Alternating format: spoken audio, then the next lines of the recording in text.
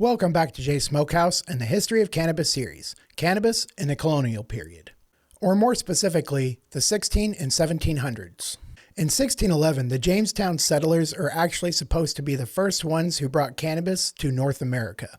In 1621, Robert Burton, an English clergyman and also an Oxford scholar, he wrote the book The Anatomy of Melancholy. And in this book, he suggests that cannabis is a great treatment for depression. And this book actually has a lot of popularity and influence still today. Then in 1652, Nicholas Culpepper, who is considered the great British herbalist, he wrote The English Physician. And in this book, he states that hemp extract can allayeth the inflammations of the head, eases the pain of gout, knots in the joints, and even pains in the sinews and hips.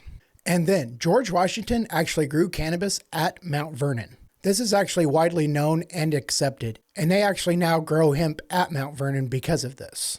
However, there are things in his diary and correspondence with his gardener that suggests that he actually grew Indian hemp or marijuana. One reason I say this is in his journal, he suggests separating male and female plants. And also with correspondence with his gardener, he talks about getting Indian seed along with European seed.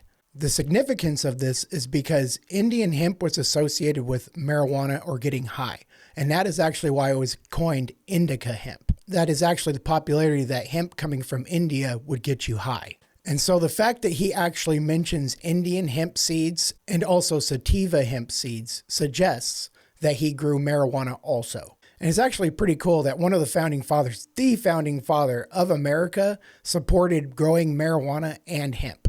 But I will say that there is nothing to suggest that he actually smoked it himself, but he did want to make money off of it, a profit off of it. And then in 1753, Carl Linnaeus, who is considered the father of Swedish botany, he's actually the one to coin hemp Cannabis sativa, and that actually means cannabis cultivated in Latin. And then another founding father, Thomas Jefferson, actually grew cannabis at Monticello.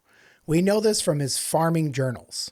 And another interesting thing about his journals is he's also talking about separating male and female plants.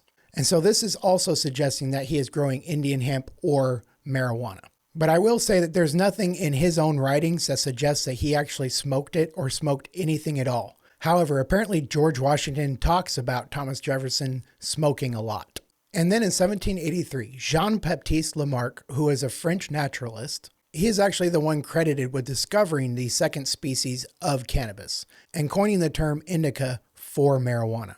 Now let's go ahead and review. Number 1, the Jamestown settlers were supposed to be the first ones to bring cannabis to North America. Number 2, Robert Burton suggests cannabis as a great treatment for depression. Number 3, in 1652, Nicholas Culpepper writes about cannabis in The English Physician. Number 4, it seems George Washington actually grew hemp and marijuana at Mount Vernon. Number 5, Carl Linnaeus coins the term cannabis sativa.